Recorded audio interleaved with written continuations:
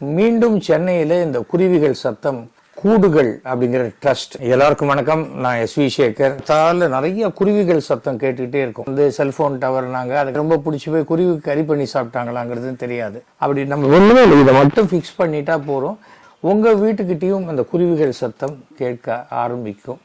அந்த இயற்கையினுடைய சப்தங்கள் இருக்கும்போது நமக்கு ஒரு பாசிட்டிவ் எனர்ஜி கிடைக்கும். ஓகே, மறந்துடாதீங்க. கூடுகள்.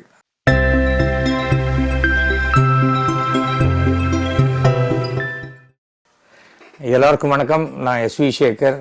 ஒரு 40 வருஷம் முன்னாடி விடிய காலத்தால் நிறைய குருவிகள் சத்தம் கேட்டுக்கிட்டே இருக்கும். இப்போ என்னடா கொஞ்சம் கொஞ்சமாக குறைஞ்சி போச்சு. அதுக்கு காரணம் செல்ஃபோன் டவர்னாங்க. அதுக்கப்புறம் அதெல்லாம் இல்லை அப்படின்னாங்க. அதுக்கு பிறகு ஒருவேளை குருவியை ரொம்ப பிடிச்சி போய் குருவி கறி பண்ணி சாப்பிட்டாங்களாங்கிறது தெரியாது. இன்றைக்கும் கிராமப்புறங்களில் அந்த குருவிகள் சத்தம் கேட்கும். இப்போது மீண்டும் சென்னையில் இந்த குருவிகள் சத்தம் கொஞ்சம் கேட்க ஆரம்பிச்சிருக்கு. அதுக்கு காரணம் கூடுகள் அப்படிங்கிற ட்ரஸ்ட். கணேசன் ஒருத்தர் அவர் ஃப்ரெண்ட்ஸோடு சேர்ந்து நடத்திக்கிட்டு இருக்காரு.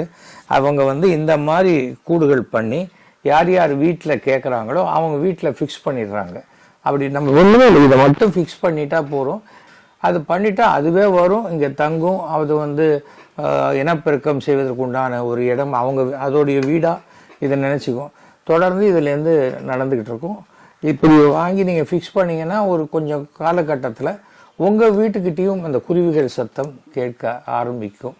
நான் இதை என்கரேஜ் பண்ணணும் அப்படிங்கிறதுக்காக முதல்ல ஒரு 4 இது வாங்கி எங்கள் வீட்டில் மாட்டுறேன். அதுவும் நீங்களும் ட்ரை பண்ணினா நன்றாக இருக்குங்கிறது தான் என்னுடைய ஒரு பெரிய விஷயம். அதுதான் நான் உங்கள்கிட்ட சொல்லிக்க ஆசைப்பட்றேன். நம்ம லெட் அஸ் ஜாயின் டுகெதர். ஏன்னா அந்த இயற்கையினுடைய சப்தங்கள் இருக்கும்போது நமக்கு ஒரு பாசிட்டிவ் எனர்ஜி கிடைக்கும். ஓகே, மறந்துடாதீங்க. கூடுகள்.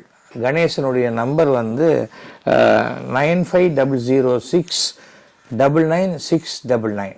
ஓகேயா, மீண்டும் சந்திப்போம். வணக்கம்.